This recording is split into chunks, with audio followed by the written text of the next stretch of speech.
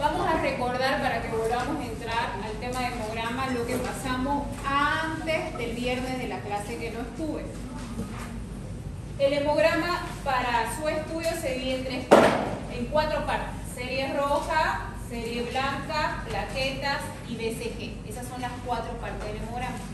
Por lo tanto, el hemograma tiene cuatro funciones. La serie roja me identifica anemia y me clasifica las anemias. La serie blanca me identifica infección y me clasifica el tipo de infección. Las plaquetas me permite valorar la hemostasia primaria y la BCG me indica inflamación. Vuelvo a decir, cuatro partes se divide el hemograma, cuatro son sus funciones. Eso fue lo que vimos en la anterior clase. ¿Cuáles son las partes que yo voy a encontrar en la literatura? Eritrograma, leucograma y trombograma. Serie roja, serie blanca y plaqueta. Les expliqué en la anterior clase por qué la BCG no la encuentro acá. ¿Por qué no encuentro la BCG? Porque en otros países la separan y la hacen como una prueba especial, porque la BCG me demora 1 hora en hacerla. Yo se las voy a mostrar en práctica cómo se hace una BCG y ahí se van a dar cuenta el motivo por qué lo sacan del hemograma en la literatura. Pero nosotros en nuestro país, en su hemograma que ustedes tienen, o en la mayoría de los hemogramas que les entregué, la BCG está dentro de la prueba del hemograma. ¿Qué vimos en la anterior clase? El eritrograma. El eritrograma cuenta de glóbulos rojos llamados hematíes, hemoglobina, hematocrito y el índice hematrimétrico. Acuérdense que en el hemograma se trabaja con el tubo tapa lila, pero nosotros no hemos tenido tubo tapa lila. En la mayoría de los casos ustedes mismos han armado su propio tubo, ¿no ves? Pero ya les mostré que es el tubo tapa lila. Vimos que los glóbulos rojos es la célula más abundante de mi cuerpo. Yo la tengo millones de los glóbulos rojos. Y ustedes ya conocen todas las características de los glóbulos rojos. Eso ya hemos visto. Glóbulos rojos alterados vendría a ser disminuido y aumentado. Fíjense un detalle aquí, porque cuando hablemos en serie blanca, los glóbulos rojos no tienen un nombre cuando están aumentados y no tienen un nombre cuando está disminuido. Pero en cambio, toda la serie blanca tiene un nombre cuando está aumentado y tiene nombre cuando está disminuido. La plaqueta tiene un nombre cuando está aumentado y tiene un nombre cuando está disminuido. En cambio, la serie roja no, esa es una diferencia. Vimos al hematocrito y vimos que el hematocrito es la cantidad de glóbulos rojos en relación al plasma o a la sangre total.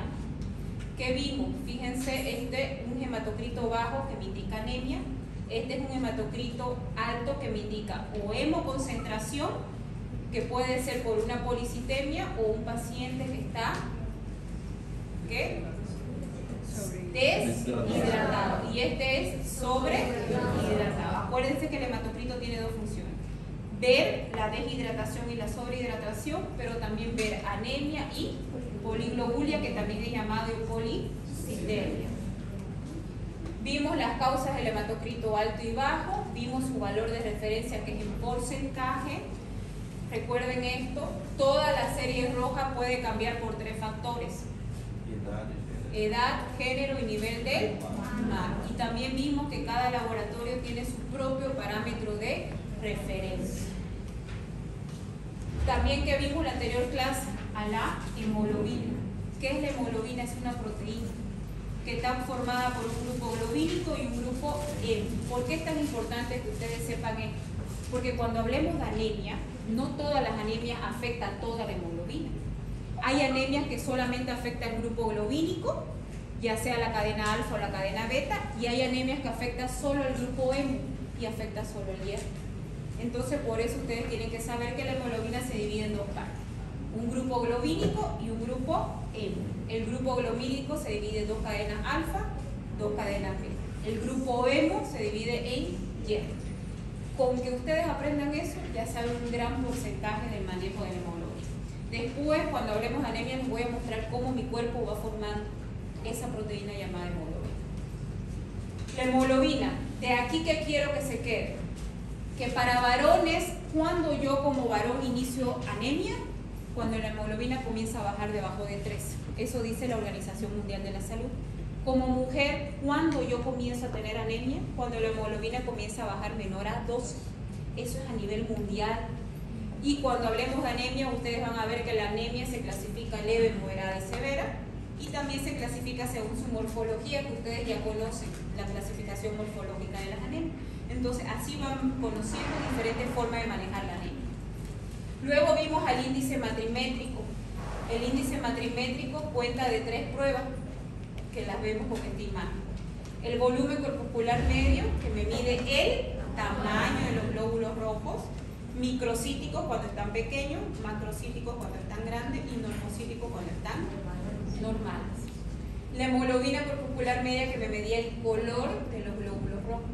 Hipercrómico cuando están más rojos de lo normal, hipocrómico cuando están más pálidos de lo normal y normocrómico. ¿Por qué es importante esto? Porque hay anemias que son hipercrómicas, hay anemias que son macrocíticas, hay anemias que son microcíticas, hay anemias que son normocíticas. Por ejemplo, anemias macrocíticas, las megaloblásticas, anemias microcíticas, las ferropénicas, anemias normocíticas, las anemias por enfermedades crónicas, anemias hipercrómicas, las anemias hemolíticas. Entonces, hay diferentes tipos de anemias en base a la clasificación morfológica. Por eso, si ustedes no conocen cómo se maneja el índice matrimétrico, cuando hablemos de anemia, les va a ser difícil diferenciar qué tipo de anemia son, ¿ya? Por eso, esta es la base. Esto también vimos en la anterior clase, que era anisocitosis, glóbulos rojos de diferentes tamaños, que era poiquilocitosis, glóbulos rojos de diferentes formas, que era microcitosis, glóbulos rojos pequeños, que era macrocitosis, glóbulos rojos grandes. Mientras están ahí, les voy a ir pasando la lista, porque 11 en punto tienen que salir a clase. Identifique su grupo, identifique su nombre y marque su asistencia. Y eso va a ir pasando. No se desconcentre, solo la persona que va a estar con la lista. Atiéndanme aquí.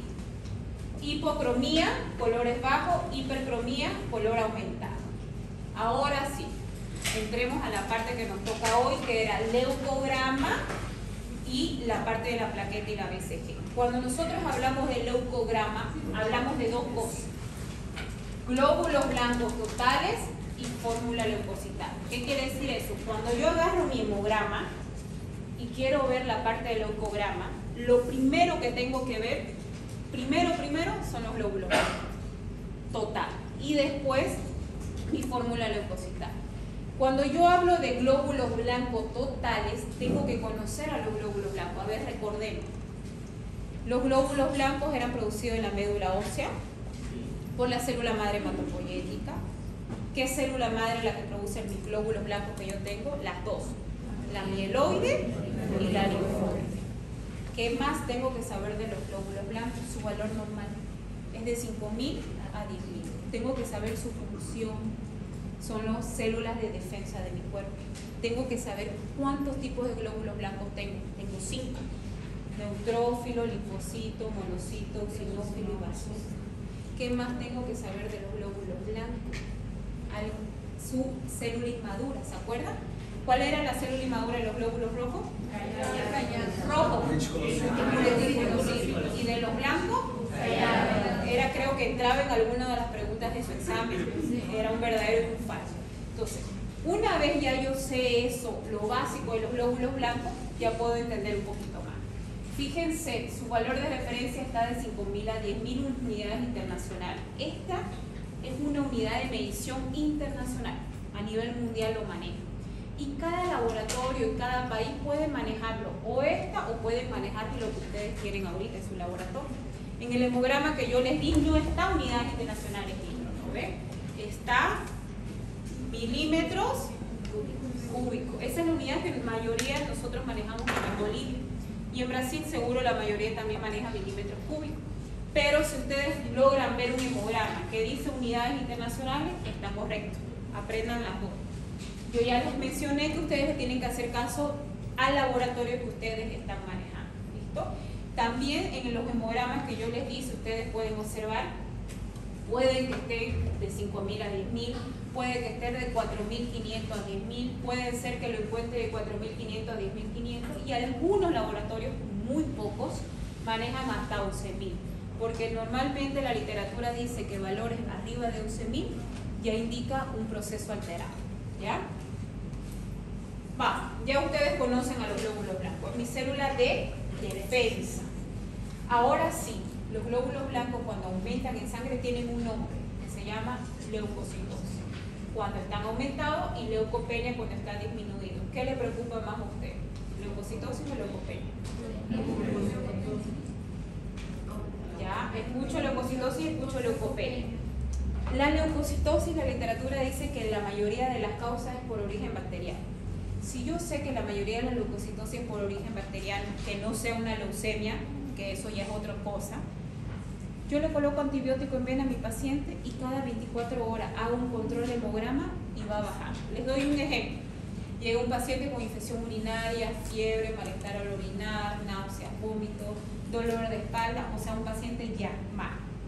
Se lo interna, se hace laboratorio, tiene una leucocitosis de 20.000, una neutrofilia de 75%, hay una infección bacteriana. Bueno, como es una infección recurrente, le ponen antibiótico en vena. Cuando yo recibo antibiótico en vena y me internan, ¿cuánto tiempo tengo que estar internado? ¿Será que un día y después me pueden dar de alta? ¿Cuánto tiempo?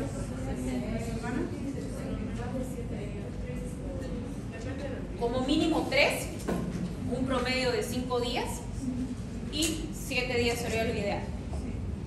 Y depende de qué eso. ¿Se han preguntado por qué?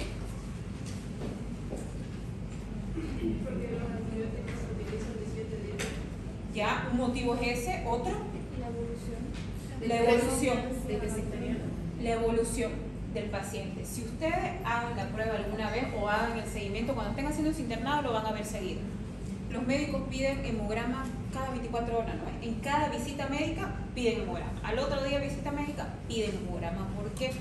El hemograma cambia cada 24 horas. Si yo estoy con una infección, pónganle, estoy recibiendo antibiótico y estoy con 20.000 de glóbulos blancos, recibo la primera dosis de antibiótico cada 24 horas, me vuelvo a hacer un hemograma en 24 horas, esos glóbulos blancos comienzan a bajar. A las 48 horas siguen bajando. A las 72 horas ya puedo normalizar.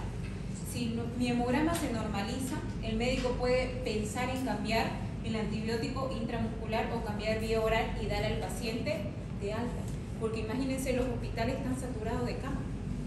O sea, imagínense tener un paciente solo porque reciba medicamento en vena, pero está estable, pero tiene que terminar su dosis. Está ocupando una cama que quizás otro paciente la necesita, que tenga un cuadro clínico peor. Entonces ahí el médico tiene que valorar si ese paciente ya está estabilizado y yo lo puedo pasar a medicamento vía oral. Entonces recuerden, un hemograma para ver si yo estoy mejorando o empeorando, lo puedo hacer cada 24 horas y voy a ver evolución de un hemograma cada 24 horas. El otro, en el tema de leucocitosis, vendría a ser el tema de apendicitis. ¿Cómo se diagnostica la apendicitis? ¿Por estudio de imagen? No, porque la imagen no me da. Es completamente clínico y ¿qué más? Laboratorio. ¿Por qué yo les decía que me preocupa más el tema de la leucopenia? ¿Por qué me preocupa el tema de la leucopenia? Porque no existe un medicamento que yo le dé a mi paciente con glóbulos blancos bajos que le dé y que suba. No. Y si yo les dije que los glóbulos blancos son células de defensa, ¿qué pasa cuando mi paciente no tiene defensa? Se puede contraer cualquier tipo de enfermedad, ¿no ves? Entonces ese es el problema del tema de la leucopenia. Yo quiero que les quede claro acá. Si ustedes alguna vez ven un hemograma con 3.000 de glóbulos blancos, 2.000 de glóbulos blancos, 1.500, que se van a topar hemogramas así, y que la persona aparentemente está bien y no sabía, puede debutar con eso. Lo primero que tienen que pensar es que hay una falla en el sistema inmune. Ahora, la falla del sistema inmune, ¿por qué motivo puede ser? Millones. Ahí es donde ustedes ya deben saber direccionar al paciente con qué especialidad. Puede ser un paciente con un autoanticuerpo, una enfermedad autoinmune. Puede ser paciente que está atacando un virus, en el caso de los pacientes con VIH. Comienzan a debutar con glóbulos blancos bien bajos, o una enfermedad inmunológica, o pacientes que estén recibiendo quimioterapia, radioterapia, o pacientes que estén con dosis alta de corticoides. Entonces, cualquier paciente que esté con glóbulos blancos, lo primero que yo tengo que sospechar es una falla en el sistema inmunológico. ¿Ya? Ahora vamos con esta parte. Recuento del leucocito. Nosotros tenemos 5 tipos de glóbulos blancos. Eran neutrófilos, linfocitos, monocitos, sinófilos y basófilos. Comenzamos con esto. Mi hemograma me tendría que mostrar estas dos formas. Mi hemograma me tendría que mostrar el valor porcentual de los glóbulos blancos y me tendría que mostrar el valor por unidades de decilitro. Su compañero de atrás, venga acá, se va a sentar acá. ¿Estás cómodo acá? No, pero yo no estoy cómoda viéndote ahí. Aquí hay una silla. Y no me voy a concentrar dando mi clase viéndote ahí, así que sentate acá, por favor. Ya, entonces, una de sus compañeras en el anterior grupo me preguntaba, doctora, ¿y cómo yo sé cuál valor manejo? ¿Por qué el hemograma me da porcentaje y por qué el hemograma me da células por milímetro cúbico? Si yo tengo un paciente normal, que está con clínica normal, que no sé que tiene una enfermedad, yo manejo el valor porcentual. Pero si yo sé que es un paciente oncohematológico, por ejemplo, con cáncer, con leucemia, que ya tiene una anemia diagnosticada, que tiene algún otro tipo de alteración, yo manejo de células por milímetros cúbicos. ¿Listo? ¿Qué pasa con los neutrófilos? El aumento de los neutrófilos se denomina neutrofilia. Su disminución, neutropenia. Ahora ya tienen nombre. Por ejemplo, en el examen yo les puedo poner cómo se denomina a los glóbulos blancos aumentados y dar opciones. Ya saben cómo es el examen. Entonces ustedes tienen que marcar cuál. O les puedo poner una infección bacteriana a causa de una Escherichia coli, me produce una, y les puedo poner neutropenia, neutrofilia, leucocitosis, linfocitosis, y ustedes tienen que marcar la opción. ¿Listo? Por eso es importante que sepan cuándo ocurre una neutrofilia y cuándo ocurre una neutropenia. La mayoría de las causas de neutrofilia son las infecciones bacterianas. El neutrófilo está programado, cada una de mis células está programada para defender algo. El neutrófilo está programado para detectar y defender de infecciones bacterianas. O sea que imagínense que este es mi sistema inmune. Si en mi sistema inmune entra un virus, el neutrófilo lo va a dejar pasar. ¿Por qué lo va a dejar pasar? No porque no quiera ayudar a mi sistema inmunológico, sino porque él ya está programado para atacar solamente bacterias. No va a atacar ningún tipo de microorganismo, sino sea una bacteria. Otro tipo. ¿Qué pasa con el tema de neutropenia? La mayoría de las neutropenias es cuando mi sistema inmunológico no está funcionando de manera adecuada. Ojo con esto y de aquí en adelante. Es muy difícil o no muy frecuente que ustedes encuentren los glóbulos blancos disminuidos. Si encuentran los glóbulos blancos disminuidos, ustedes ya saben qué pasa. Paciente inmuno deprimido. La mayoría de las causas que ustedes van a encontrar es aumentar. Y yo les resumí aquí. Esta diapositiva y esta diapositiva está resumido acá. Ustedes tienen que manejar muy bien una desviación a la izquierda y muy bien una desviación a la derecha. Porque la única forma de diagnosticar una desviación a la izquierda y una desviación a la derecha es con el hemograma. No hay más forma. Ahora les voy a explicar y se los voy a diferenciar. La mayoría de las desviaciones a la izquierda son por origen bacteriano. Pregunta que va a entrar al examen. La mayoría de las desviaciones a la derecha es por proceso viral. Para que ocurra una desviación a la izquierda tiene que haber estos tres parámetros. Si no hay estos tres parámetros, no es desviación a la izquierda. Si solamente hay uno, no es desviación a la izquierda. Si solamente hay dos, no es desviación a la izquierda. Vuelvo a decir, para que haya desviación a la izquierda tienen que estar los tres. ¿Cuáles son esos tres parámetros que yo voy a encontrar en el hemograma? Uno, va a haber leucocitosis, pero no una leucocitosis de 11.000, 12.000, 13.000. Va a haber una leucocitosis bien marcada, arriba de 20.000 de glóbulos blancos. Dos, va a haber una neutrofilia, pero una neutrofilia bien marcada, unos 55, 65, 68. Va a haber una neutrofilia arriba de 80%. Tres, va a haber callados. ¿Qué eran los callados? ¿Se acuerdan? Glóbulos blancos inmaduros, específicamente los neutrófilos. ¿Su compañera atrás ya terminó su examen? ¿Ya me lo dejó? Me acordé ahorita porque es una pregunta que hice en el examen. Entonces, estas tres se encuentran en el hemograma. ¿Por qué es importante que ustedes detecten una desviación a la izquierda? ¿Se acuerdan el paciente de infección urinaria que les dije hace rato? Ya. Imagínense que su cuerpo no pudo controlar la infección. sigue la fiebre, sigue los malestares, el antibiótico no está haciendo efecto, por ahí es un paciente resistente a ese antibiótico, el urocultivo todavía no sale. Después de una infección bacteriana no controlada, ¿qué viene? Y después de una sepsis, y después de un shock séptico. Antes que pase a un proceso de sepsis, viene esto. Cuando ustedes detectan una desviación en la izquierda y aquí no hacen nada, el siguiente paso automáticamente en su cabeza es que es un proceso de sepsis. Entonces, cuando ustedes encuentran una desviación a la izquierda, quiere decir que el cuerpo de ese paciente y los medicamentos que yo le estoy dando no están funcionando. Entonces, ahí es donde yo debo actuar lo más rápido posible. ¿Y cada cuánto yo debería hacer un hemograma? Cada 24 horas. De 24 horas a 24 horas ya yo puedo ver una desviación a la izquierda. De 24 horas a 24 horas ya yo puedo ver una sepsis. De 24 horas a 24 horas mi paciente ya puede entrar en un shock séptico. Entonces yo tengo que estar encima de ese paciente cuando mi paciente comienza a subir sus glóbulos blancos, cuando comienzan a subir los neutrófilos y no estoy pudiendo controlar.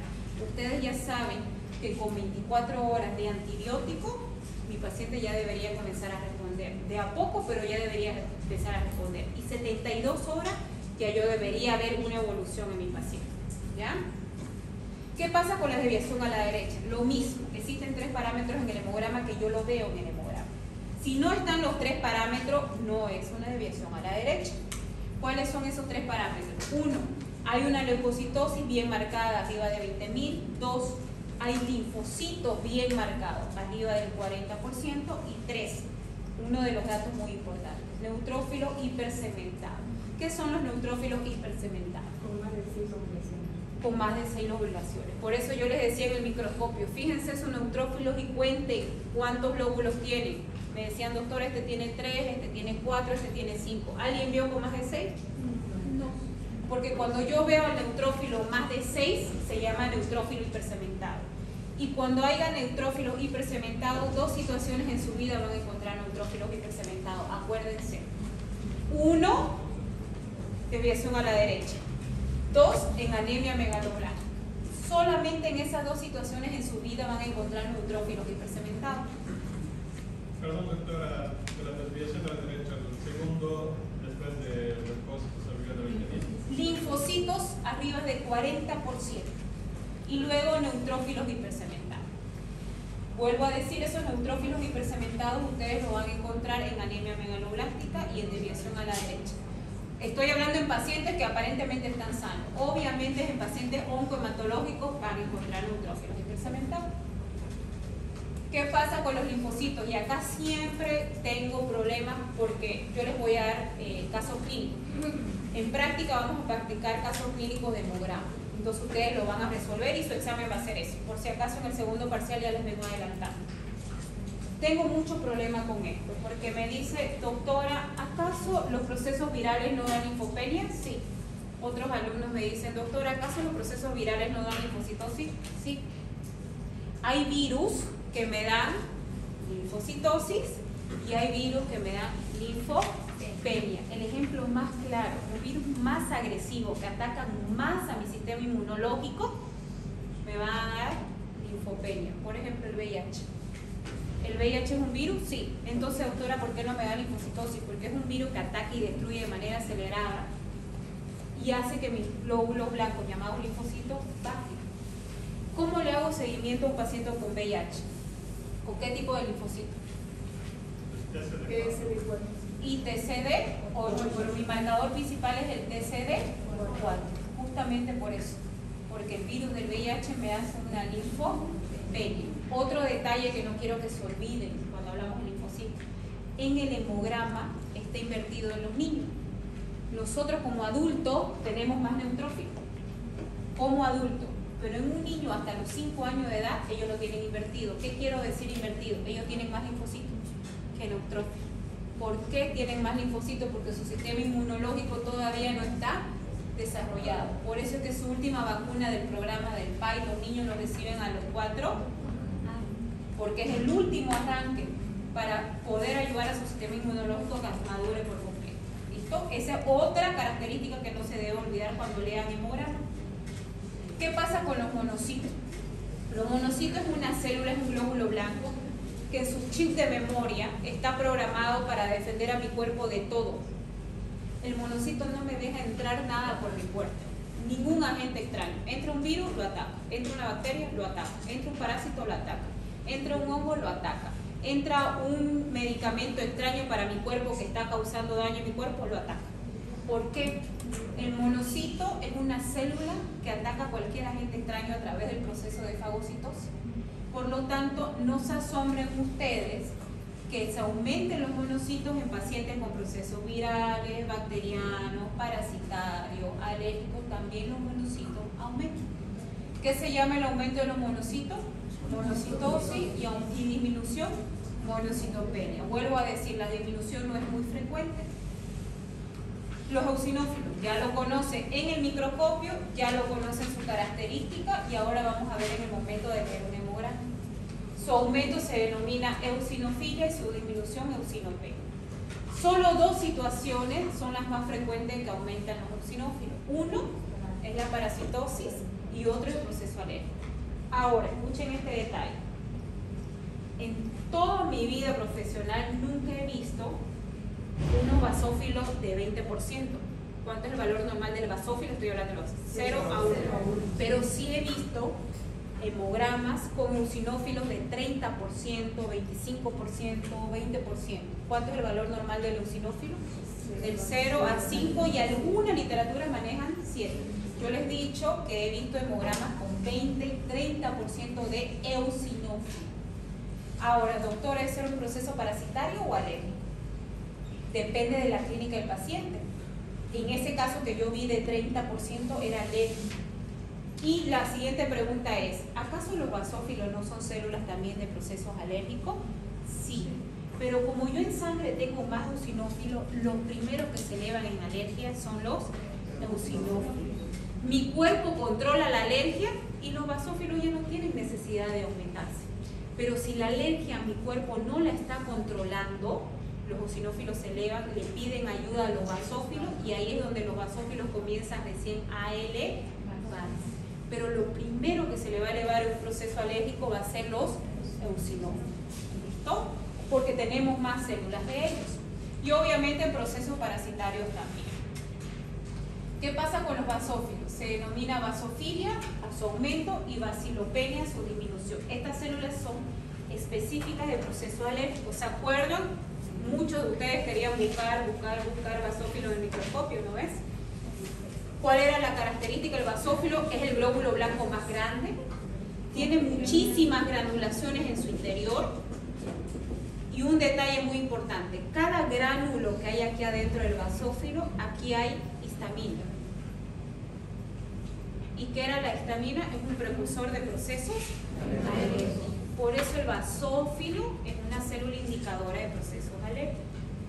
Listo. Ahora vámonos con las plaquetas para ir terminando la parte de la hemograma. Recordemos a las plaquetas, ustedes ya las conocen. ¿Quién forma las plaquetas? La célula madre mieloide a través de la médula ósea. ¿En cuánto tiempo la forma? De 7 a 10 días. Su tamaño es la más pequeñita de todas, mide aproximadamente 2 micras. Su valor normal es de 150.000 a 400.000. Algunas literaturas manejan 450.000 y muy pocas manejan hasta 500.000. Las plaquetas también son llamados fragmentos celulares, ¿se acuerdan? Porque les dije que el megacariocito crece, estalla y cuando estalla libera esas plaquetas. Por eso son llamadas también fragmentos celulares.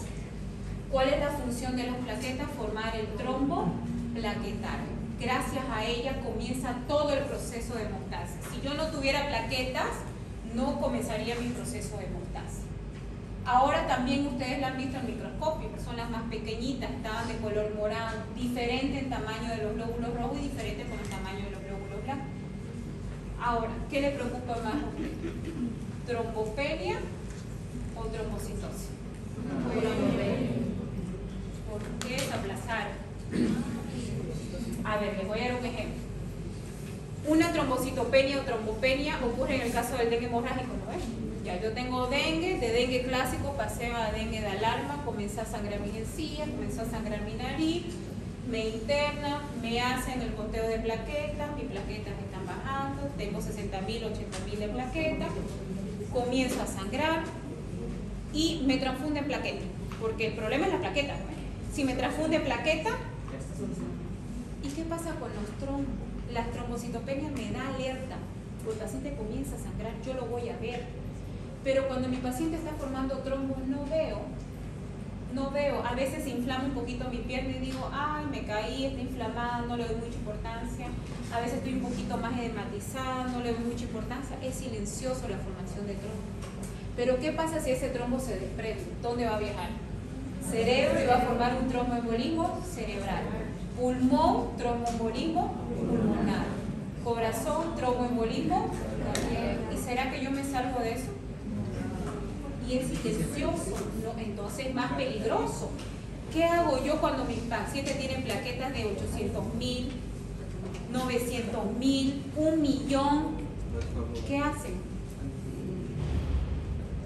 ¿Qué hacen? Yo sé que ustedes saben qué hacen cuando la plaqueta está baja, le pongo plaqueta y soluciono. Pero ¿y qué pasa cuando están altas? Anticoagulante. Su nombre del anticoagulante es evitar la coagulación. ¿Y las plaquetas forman la coagulación? Un antiagregante plaquetario, anticoagulante es mi última opción, pero yo necesito sacar plaqueta. Entonces tengo que hacer un procedimiento de aféresis para sacar solo plaquetas. Yo les voy a explicar eso después cuando toquemos el tema de transfusión de sangre. ¿Procedimiento de qué? Aféresis. Yo les voy, eso lo vamos a tocar cuando el tema de unidad transfusional hay un tema donde yo les voy a tocar eso, el tema de aféresis, se los voy a mostrar cómo es. Pero es silencioso, acuérdense, y es muy peligroso. ¿Qué laboratorio yo puedo pedir para ver si mi paciente está formando trombos en exceso?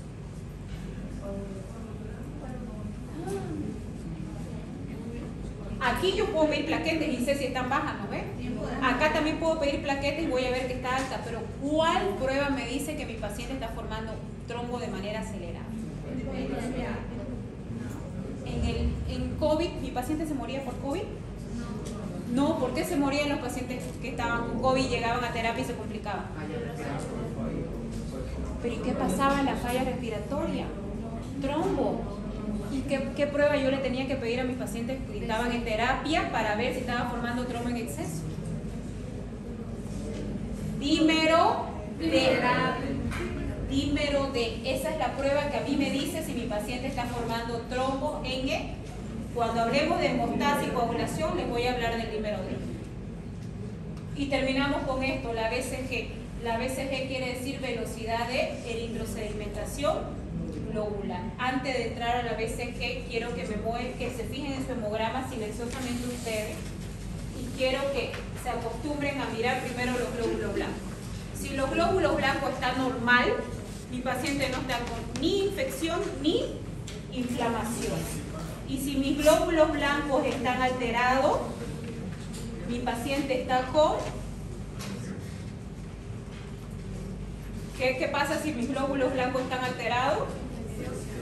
Infección o inflamación. Tengo que sospechar eso, ¿no ves? Ahora, ¿cómo yo corroboro si es infección? Tengo que mirar mi fórmula. Si los neutrófilos están aumentados, mi infección es bacteriana. Si los linfocitos están aumentados, mi infección es viral. Si los eosinófilos están aumentados, mi infección es parasitaria. Ahora, mi pregunta es la siguiente. ¿Qué pasa si los glóbulos blancos están aumentados? Escuchen esto. La fórmula leucocitaria está normal. ¿Qué pasa si yo tengo 12.000 de glóbulos blancos? Pero mi fórmula, todo esto está normal. ¿De qué sospecho yo? Inflamación. ¿Y qué parte del hemograma tengo que verificar si es inflamación? La BCG. Ahora hago una siguiente pregunta y la última. ¿Cuál es la prueba que me confirma inflamación? PCR, proteína C reactiva. ¿Cómo la pido yo como médico? Ustedes son los que piden laboratorios, ¿no ven? ¿Cómo es la manera correcta de que yo pido un PCR? ustedes solamente van a poner PCR en su orden. Tienen dos formas como médico de pedir y eso les ayuda bastante: cualitativo o cuantitativo. El cualitativo les va a decir positivo y negativo, y el cuantitativo les va a dar un valor numérico. Mientras más alto sea su PCR, más grande es el proceso inflamatorio. Entonces ya ustedes saben el orden. Ven el hemograma, ven leucocitosis, fórmula leucocitaria normal, ven la BCG aumentada. Si quieren confirmar inflamación, piden un PCR cuantitativo y ahí averiguan por qué el paciente está inflamado. Puede ser una enfermedad muy común que es artritis, ¿no ven? Que hay un proceso inflamatorio en todos lugares. Ya. La BCG es una prueba que se mide en hora. Fíjense. Por eso dice milímetro hora. Demora 1 hora en hacer esta prueba. Por eso es que no la vamos a hacer en laboratorio, porque yo necesito 1 hora para hacer esta prueba. Pero sí se las voy a mostrar cómo se hace. Otro detalle que quiero que miren. Las mujeres somos pacientes proinflamatorias. Tenemos la BCG más acelerada de manera normal que en el varón. En las mujeres es normal hasta 20 y en los varones normal hasta 10. ¿Por qué este tema de las mujeres? Por el tema hormonal. Las hormonas hacen que se liberen más células proinflamatorias. ¿Cuáles son las células proinflamatorias? Ojo con eso porque también lo pueden medir ustedes en sangre. ¿Cuáles son?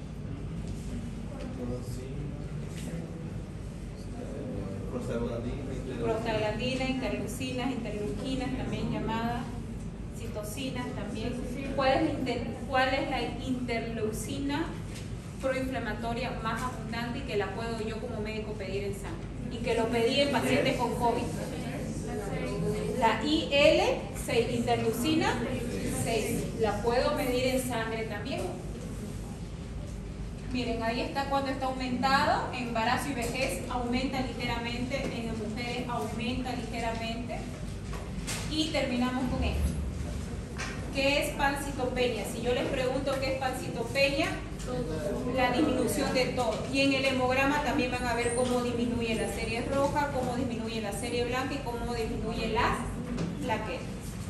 Podemos tener dos tipos de pancitopenia. Central, que el problema es en la médula ósea, y periférica, que quiere decir la médula ósea funciona, pero algo la está destruyendo. ¿Qué puede ser ese algo? Un virus, un fármaco. Ahora terminemos esto. Un minuto, que ya son las 11. Tienen examen. Pasen paso. Los que tienen examen salgan y esto terminamos en 1 minuto. ¿Todos tienen examen? No. Tenemos que salgan de tienen examen. La lista dónde está, disculpe. Después vayan a su examen, después me avisan quiénes y vinieron y otras no siguiente clase. Para que no se atrasen. Déjenlo ahí, lo voy a guardar con los chicos que se queden. Chicos, déjenlo ahí. Vayan a su examen. Después con los que se queden lo vamos a guardar. Vayan.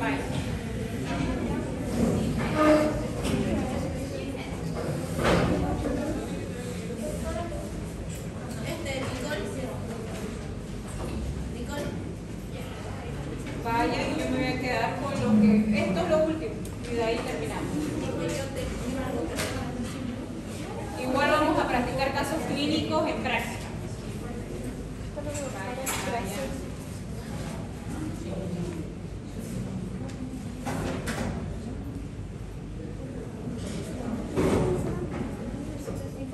Carolina se puede quedar, no tiene ella eso. A tener examen, vayan.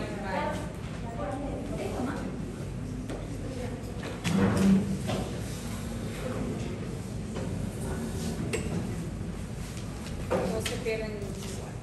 Ya, ahora sí, resolvamos a ver este caso clínico que así va a ser su examen en el segundo parcial. Paciente de 45 años, femenino, ingresa a consulta por cansancio. ¿Se acuerdan qué pica? Necesidad de comer algo extraño, hielo, tierra, arena, papel. Van a tener muchos pacientes así. sueño, falta de apetito, se le toma una muestra de laboratorio y indique que está disminuido o alterado, disminuido o bajo, perdón. Y que den su diagnóstico según en base al laboratorio. No quiero diagnóstico en base a la clínica. Ya, género femenino. Glóbulos rojos de 4 millones para una mujer está normal. Entonces acá al ladito ustedes le ponen normal. Hemoglobina de 11 para mujer está normal. Debajo de 12 inicia anemia. Entonces ustedes le ponen acá baja. Hematocrito de 35 está en el límite normal. Entonces ¿qué le pongo acá al lado? Normal. Glóbulos blancos de 9500. Era de 5000 a 10.000. ¿Está? Le pongo al lado normal. Plaquetas de 150.000. Normales de 150.000 a 400. ¿No ves?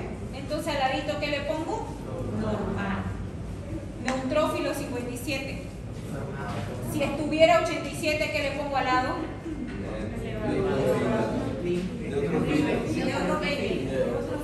Eso. Entonces ustedes se van a acostumbrar a poner al lado su terminología. Por eso es que vamos a comenzar a practicar hemogramas así. Linfocito 35 está normal. Si tuviera 15, eso. Monocito 5, si tuviera 20, monocitosis. Eosinófilo 3. Y así. Ahora, esto en este caso todo está normal. Entonces pongo normal, normal, normal, normal. Porque ahorita les estoy mostrando algo normal, porque primero quiero que vean cómo es normal, para después cuando le dé hemogramas alterados ustedes sepan diferenciar. Ahora aquí, esto ya saben muy bien, por eso les estoy mostrando un caso clínico solamente con alteración en la serie roja. Volumen corpuscular medio 70 fentolitros. Al ladito, ¿qué le pongo entonces? Normal.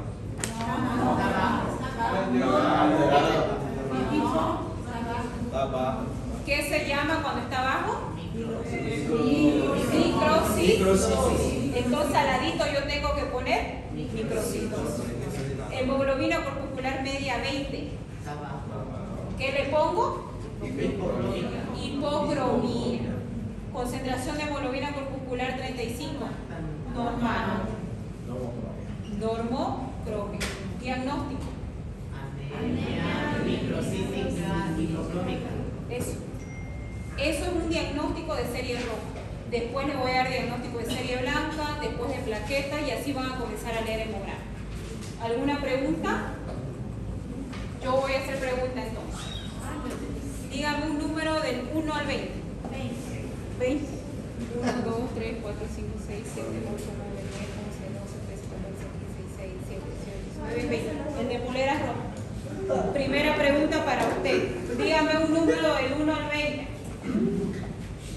17. 1, 2, 3, 4, 5, 6, 7, 8, 9, 10, 11, 12, 13, 14, 15, 16. La segunda pregunta.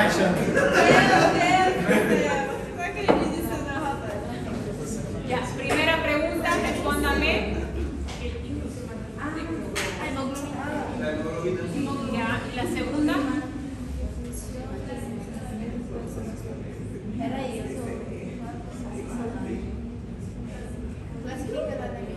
Ya, según su tamaño y color, porque en su examen, algunos exámenes le puse tamaño y forma, y saben que no ocurre eso, ¿no es? Y algunas personas en su examen me pusieron que el principal indicador de anemia eran los glóbulos rojos, y ustedes saben que es la hemoglobina.